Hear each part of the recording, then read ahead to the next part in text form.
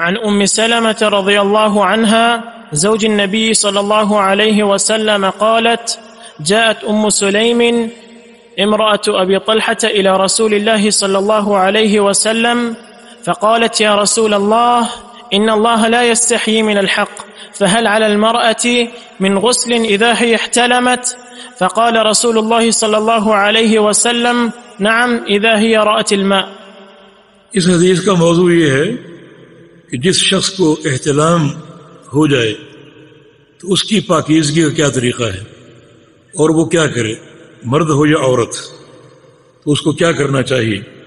چنانچہ اس کے راوی ام المومنین ام سلمہ رضی اللہ عنہا ہیں، نبی علیہ السلام کی بیوی تھی، اور ان کا نام ہند بنت ابی امیہ تھا، مخزومیہ اور قریشیہ، اور یہ بھی دین اسلام کے آغاز ہی میں مسلمان ہو گئی تھی، اور انہوں نے حبشہ کی ہجرت بھی فرمائی تھی، اور ان کی ایک شہرت یہ ہے کہ ان کو من اجمل نساء العرب کا لقب حاصل تھا کہ عرب کی عورتوں میں سب سے خوبصورت۔ پہلے یہ ابو سلمہ کے عقد میں تھیں، اور ان کے انتقال کے بعد، اور ان کے انتقال پر بھی ایک عجیب ایک واقعہ پیش آیا، واقعہ نہیں بلکہ نبی علیہ السلام کا فرمان۔ رسول اللہ صلی اللہ علیہ وسلم نے ام سلمہ سے ابو سلمہ کے انتقال کی تعزیت کی تھی، اور ساتھ فرمایا کہ ایک دعا تم پڑھا کرنا، اللہم اجرنی فی مصیبتی واخلفنی خیرا منہا، کہ یا اللہ یہ مصیبت جو میرے شوہر کی وفات کی صورت میں مجھے حاصل ہوئی ہے، مجھے اس کا اجر عطا فرما، جو صبر میں کر رہی ہوں اس صبر کا اجر عطا فرما، اور مجھے اس سے بہتر عطا فرما دے، مجھے اس سے بہتر عطا فرما دے۔ ام سلمہ فرماتی ہیں کہ میں یہ دعا پڑھنے لگی، جب یہ لفظ آئے کہ مجھے اس سے بہتر عطا فرما دے، تو میں نے سوچا کہ ابو سلمہ سے بہتر کون ہو سکتا؟ ابو سلمہ میرا بہترین شوہر تھا، اس سے بہتر کون ہو سکتا؟ لیکن میں نے رسول اللہ صلی اللہ علیہ وسلم کے فرمان پر عمل کرتے ہوئے دعا پڑھ دی اور پڑھتی رہی، اور جب میری عدت ختم ہوئی تو میرے گھر پیغام آیا محمد الرسول اللہ صلی اللہ علیہ وسلم۔ تو یہ بھائیوں، اتباع سنت کی برکت، ایک انسان اس کے سامنے جو نبی علیہ السلام کا فرمان آ جائے، جو آپ کی سنت آ جائے، اس کو وہ عملی جامہ پہنائے اور فوری عمل کی کوشش کرے۔ یہ کوشش اس کے لیے بڑی باعث برکت، جیسا کہ ام سلمہ کو یہ برکت حاصل ہوئی۔ وہ تھوڑا سا سوچا انہوں نے کہ بھلا ابو سلمہ سے بہتر شوہر کون ہو سکتا، لیکن نبی علیہ السلام کے فرمان کی تعمیل کی، اور اللہ نے صلہ یہ دیا کہ انہیں ام المومنین ہونے کا شرف حاصل ہو گیا۔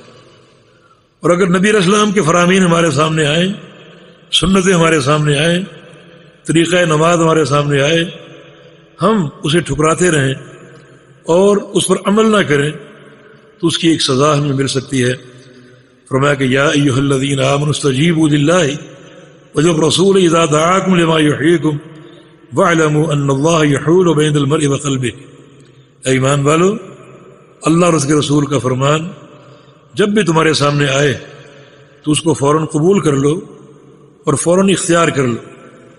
اگر اس میں تاخیر کرو گے، یا کوئی بہانے بناؤ گے، یا کوئی تعویلیں کرو گے، تو پھر یاد رکھو اللہ رب العزت تمہارے اور تمہارے دلوں کے بیچ میں حائل ہو جائے گا، آڑ بن جائے گا، پھر تمہارے دلوں میں تقوی اور نیکی داخل نہیں ہونے دے گا، تم کو نیکی کی توفیق نہیں دے گا، اور ایسی مہر لگا دے گا کہ تمہارے دل بند ہو جائیں گے۔ یہ سزا کب مل سکتی ہے؟ جب ہم نبی علیہ السلام کے فرامین کو سنیں، بار بار سنیں، پڑھیں اور عمل نہ کریں، مؤخر کرنے کی کوشش کریں اور بہانے سازی کی کوشش کریں، تو یہ بڑی بھیانک سزا ہے کہ اللہ رب العزت ایسا حائل ہوگا اور ایسی مہر دل پر لگائے گا کہ پھر بندے کو حق نصیب ہی نہیں ہوگی، حق اس کے سامنے بار بار آئے گا اور وہ قبول نہیں کرے گا، اس کو قبول کرنے کی توفیق ہی نہیں ملے گی، کیونکہ اللہ تعالیٰ مہر لگا چکا۔ تو اتباع سنت کے فائدے ہی فائدے ہیں، جیسے کہ ایک فائدہ ہمارے سامنے بھی آیا ام سلمہ کے حوالے سے۔ چنانچہ ابو سلمہ ان کے شوہر کے انتقال کے بعد ان سے رسول اللہ صلی اللہ علیہ وسلم نے شادی کر لی. سن 61 ہجری میں ان کا انتقال ہوا تھا. تو ان سے یہ حدیث مروی ہے. فرماتی ہیں کہ جاءت ام سلیم، ام سلیم آئی رسول اللہ صلی اللہ علیہ وسلم کی خدمت میں. ام سلیم کون ہے؟ انس بن مالک کی والدہ ہے، اور ان کا نام تھا سہلہ بنت ملحان. یہ انصاریہ تھی، مدینہ کی رہنے والی، اور یہ قدیم الاسلام ہے، اسلام لائیں. اور ان کی ایک برکت میں آپ کو بتاؤں، انہوں نے اسلام قبول کیا تو ابو طلحہ انصاری انہوں نے انہیں شادی کا پیغام دیا تھا. تو انہوں نے فرمایا کہ تم اسلام قبول کر لو. ابو طلحہ نے اسلام قبول نہیں کیا تھا. تم اسلام قبول کر لو، تمہارا یہ اسلام میرا حق مہر ہوگا، میرا حق مہر ہوگا. چنانچہ ابو طلحہ نے اسلام قبول کر لیا. تو اس نیک خاتون کی برکت سے ابو طلحہ عظیم صحابی مسلمان ہوئے. ابو طلحہ وہی صحابی ہیں جنہوں نے جب آیت کریمہ پڑھی لن تنالوا البر حتی تنفقوا ما تحبون، کہ اس وقت تک تم نیکی کو نہیں پہنچ سکتے جب تک اپنی محبوب اور پسندیدہ چیز خرچ نہ کر دو، کہ تمہیں سب سے بڑھ کر پسند ہے، اس وقت تک تم نیکی نہیں پا سکتے. ابو طلحہ یہ آیت کریمہ سنی اور پڑھی تو نبی علیہ السلام کے پاس آئے اور آ کر کہا میری سب سے محبوب چیز میرا باغ بے روحا ہے، اور میں اس کو اللہ کی راہ میں جو ہے وہ دیتا ہوں، خرچ کرتا ہوں. آپ اس کو جہاں چاہیں تقسیم کر دیں، جس کو چاہیں آپ بانٹ دیں، اب میں وہ اللہ کی راہ میں خرچ کر رہا ہوں. تو یہ عظمت صحابہ کرام کی. تو یہ ام سلیم ابو طلحہ کی بیوی تھی. ابو طلحہ کا نام زید بن سہل الانصاری تھا، اور یہ قبیلہ بنو خزرج سے تھے، اور ان کا انتقال 50 ہجری میں ہوا تھا. تو ام سلیم رسول اللہ صلی اللہ علیہ وسلم کی خدمت میں حاضر ہوئی. فقالت یا رسول اللہ، عرض کیا کہ یا رسول اللہ صلی اللہ علیہ وسلم ان اللہ لا یستحیی من الحق، اللہ تعالی حق سے شرم نہیں کرتا، بیان حق سے، وضاحت حق سے اللہ تعالی شرم نہیں فرماتا. تو ہمیں بھی حق کے مسائل میں شرم نہیں ہونی چاہیے، مسائل پوچھنے میں شرم نہیں ہونی چاہیے. بعض باتیں ایسی ہوتی ہیں کہ بندے کو حیا آتی ہے کہ یہ بات میں کیسے پوچھوں. لیکن حیا کی دو قسمیں، ایک ہے حیا ممدوح قابل تعریف حیا، اور ایک ہے حیا مذموم. ایک ہے حیا ممدوح اور مذموم.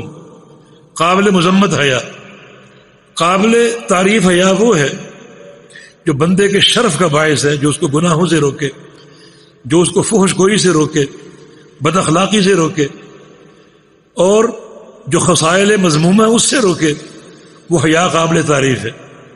اور قابل مذمت حیا وہ ہے جو بندے کو حق سے روکے اور حق کے مسائل سے روکے. رسول اللہ صلی اللہ علیہ وسلم کا فرمان ہے کہ ان اللہ حی ستیر، اللہ بڑا باحیا ہے اور ستیر لوگوں کے گناہوں پر پردہ ڈالنے والا ہے. تو حیا ہمارے پروردگار کے افعال میں سے ہے اور اس کے اخلاق میں سے ہے، اور اللہ رب العزت کے افعال اور اس کے خلق ہمیں اپنانے چاہیے. یہ جو عمدۃ الاحکام کے بہت سے شارحین نے یہ حیا کے تعلق سے کچھ کلام کیا کہ حیا اللہ تعالیٰ کے شیان شان نہیں ہے، حیا مخلوق کی صفت ہے، کیونکہ حیا میں طبیعت میں تغیر آتا ہے، اور حیا ایک انفعالی صفت ہے. اللہ تعالیٰ تغیر سے پاک ہے اور انفعالی کیفیت سے پاک ہے. لیکن نہیں، حیا اللہ کی صفت ہے. ان اللہ حی، اللہ تعالیٰ حی ہے. اور یہ حدیث بھی ان اللہ لا یستحی من الحق، اللہ تعالیٰ حق سے نہیں شرماتا. انہیں حیا ہے، اللہ تعالیٰ صاحب حیا ہے. چنانچہ احادیث سے صفت حیا کا اس بات ہوتا ہے، لیکن یہ قرار دے کر کہ یہ تغیر کو مستلزم ہے اور اللہ تغیر سے پاک ہے، یہ اللہ پر قول بلا علم ہے. آپ اللہ کی صفت کو اپنی صفت پر قیاس کیوں کرتے؟ اللہ کی صفات اور افعال کو مخلوق کی صفات پر قیاس کرنا یہ بہت بڑی ہلاکت ہے، بربادی ہے اور بدعقیدگی۔ اللہ تعالیٰ صاحب حیا ہے، کیسے؟ جیسے اس کے لائق ہے، کیفیت ہم نہیں جانتے۔ اس نے یہ بیان کر دیا کہ میں صاحب حیا ہوں، لیکن حیا کی کیفیت نہیں بتائی۔ جب کیفیت نہیں بتائی تو ہم کیفیت کیوں بیان کریں کہ تغیر آتا ہے؟ یہ کیفیت کا بیان ہے جو کہ بدعت ہے۔ یا تو اللہ رب العزت کی جو بھی صفات ہیں جو کتاب و سنت سے ثابت ہیں، اللہ تعالیٰ ان سب کا مستحق ہے اور وہ اس کی شایان شان ہے، اور کسی صفت کی کیفیت معلوم نہیں، کیفیت مجہول ہے۔ امام مالک رحمہ اللہ سے پوچھا گیا کہ اللہ تعالیٰ عرش پر کیسے مستوی؟ امام مالک کے پسینے چھوٹ گئے۔ فرمایا کہ الاستواء معلوم، اللہ کا استواء معلوم ہے، استواء کا معنی بھی معلوم ہے اور صفت استواء کتاب و سنت سے ثابت ہے، لیکن بل کیف مجہول، استواء کی کیفیت مجہول ہے۔ بس سؤال و بدعت، اور کیفیت کا سوال بدعت ہے۔ جو شخص اللہ تعالیٰ کی کسی صفت کی کیفیت کا سوال کرے گا وہ بدعت کا ارتکاب کرے گا۔ یعنی یہ عجیب بات ہے، جواب بدعت ہوتا ہے، لیکن صفات باری تعالیٰ میں یہ موقف اللہ تعالیٰ کی صفات کی کیفیت کا سوال ہی بدعت ہے، جواب کو تو چھوڑ دو، سوال ہی بدعت ہے۔ تو حیا اللہ کی صفت ہے، کتاب و سنت سے ثابت ہے، اللہ رب العزت کی صفت کا حقدار ہے، کیفیت ہم نہیں جانتے۔ اللہ تعالیٰ صاحب حیا ہے، کیسے؟ جیسے اس کی ذات کے لائق۔ کیا ہماری طرح، مخلوق کی طرح؟ نہیں۔ کیوں؟ لیس کمثلہ شیء، اس جیسی کوئی چیز نہیں، اللہ تعالیٰ تشبیہ سے پاک۔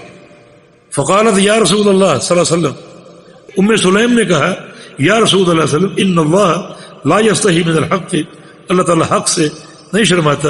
فہل المرأة من غسل اذا ہی احتلامت، کیا عورت پر غسل ہے جب عورت کو احتلام ہو جائے؟ فقال رسول اللہ صلی اللہ علیہ وسلم نعم، ہاں، اگر عورت کو احتلام ہو جائے تو عورت پر بھی غسل کرنا فرض ہے، لیکن شرط یہ ہے کہ اذا ہی رأت الماء، جب وہ پانی دیکھ لے، اپنے کپڑوں پر یا اپنے بستر پر وہ تری دیکھ لے تو اس پر بھی غسل کرنا فرض ہے۔ تو اس حدیث کی فقہ یہ ہے کہ احتلام اگر ہو جائے مرد کو یا عورت کو، احتلام ایک خواب کا نام ہے کہ خواب میں مرد یا عورت اس کی شہوت اگر برانگیختہ ہو اور ایسا خواب وہ دیکھ لے جس سے جو ہے وہ منی کا انزال ہو جائے تو یہ احتلام کہلاتا ہے، اور خواب میں اگر یہ عارضہ پیش آ جائے تو پھر غسل کرنا ضروری۔ مسئلے کی 3 صورتیں ہیں۔ ایک صورت یہ کہ آپ کو خواب بھی یاد ہے اور آپ نے کپڑوں پر تری بھی دیکھ لی یا بستر پر تری بھی دیکھ لی، اس صورت میں غسل کرنا واجب۔ دوسری صورت یہ ہے کہ آپ کو خواب یاد نہیں ہے، احترام کا خواب آپ کو یاد نہیں، لیکن تری آپ نے دیکھی اپنے کپڑوں پر یا اپنے بستر پر، اس صورت میں بھی غسل کرنا واجب۔ تیسری صورت یہ ہے کہ آپ کو خواب یاد آ رہا ہے لیکن تری آپ نے نہیں دیکھی، کپڑے آپ کے بالکل ٹھیک ہے، بستر بھی ٹھیک ہے، تو اس صورت میں غسل کرنا واجب نہیں۔ رسول اللہ صلی اللہ علیہ وسلم نے یہی بات فرمائی کہ اگر احترام ہو اور پانی بھی دیکھ لے، تری بھی دیکھ لے اور احترام کے آثار بھی دیکھ لے تو پھر اس پر غسل کرنا فرض ہوگا، مردوں کے لیے بھی عورتوں کے لیے۔ جی